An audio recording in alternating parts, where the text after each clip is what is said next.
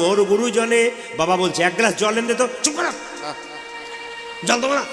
মানে আদেশ করেন যাহা মোর গুরুজনে, মানে গুরুজনে আদেশ করলে নিয়ে যেতে হয়। বাবা বলছে খোকা এক গ্লাস জল দে তো। চুপ করো, দেবো না। তার মানে পড়ছে কিন্তু বুঝছে না। এই জন্য শুধু জানলে হবে না, আপনাদের ব্যবহার করতে হবে, করে দেখাতে হবে।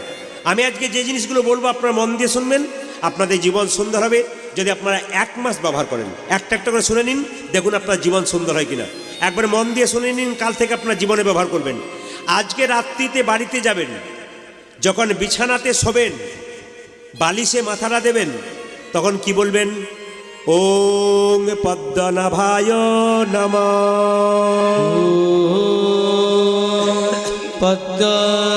পদ্মনাভায় নমঃ। বালিশে মাথা দেবার সময় ভগবান বিষ্ণু নাম করতে হয়। যদি এটা না করতে পারেন তাহলে বলবেন হরে কৃষ্ণ কৃষ্ণ কৃষ্ণ হরে হরে।